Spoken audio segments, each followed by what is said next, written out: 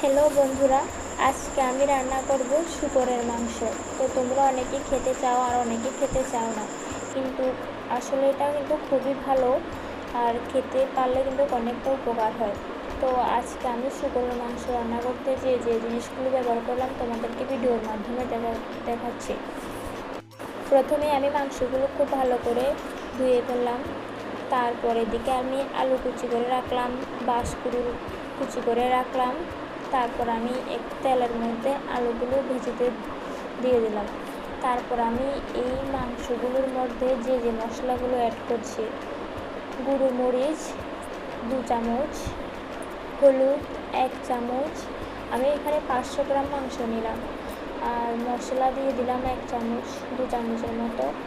তারপর এখানে লবণ দিয়ে দিলাম স্বাদ মতো। তোমরা তোমাদের স্বাদ মতো মশলা অ্যাড করতে পারো, তো আমি আমার স্বাদ মতো মশলা অ্যাড করলাম। তারপর এখানে পেঁয়াজ বাটা, আদা বাটা, রসুন বাটা সব একসাথে দিয়ে দিলাম, আর পেঁয়াজ কুচি, রসুন কুচি দিয়ে দিলাম। তারপর আমি এগুলো ভালোভাবে মেখে নেব।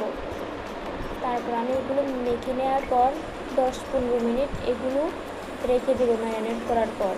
তারপর আমি এদিকে আলুগুলো একটু লাল হয়ে ভেজে আসলে এখানে বাঁশকুড়িগুলো দিয়ে দেব। বাঁশকুড়িগুলো একটু ভেজে নেওয়ার পর আমরা তুলে নেব। তারপর এগুলো তুলে নেওয়ার পর আমরা ওই তেলের মধ্যে মাংসগুলো দিয়ে দেব আস্তে আস্তে করে। তারপর এগুলো খুব ভালোভাবে কষাতে হবে, যেহেতু এটা শূকরের মাংস। ম্যাক্সিমাম 30 মিনিট এগুলো ভালোভাবে কষিয়ে নিতে হবে। আমি ঢাকনা দিয়ে কমসে কম 30 মিনিট আমি এটা ভালোভাবে সিদ্ধ করে নিলাম, কষিয়ে নিলাম।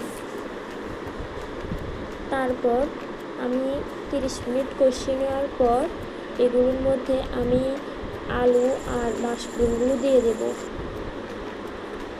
ওগুলো দিয়ে আমি একটু নাড়াচাড়া করলাম। তো তারপর আবার একটু ঢাকনা দিয়ে দিলাম। 2-1 মিনিট পর ওগুলোর মধ্যে জল দিয়ে দেব আমি। তো জল দিয়ে দেওয়ার পর এগুলো একদম খুব ভালোভাবে তেল ছড়াবে, খুব ভালো লাগবে দেখতে।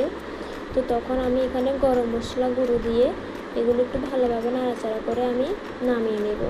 তো তোমাদের কাছে কেমন লাগলো এই রেসিপিটা শূকরের মাংস?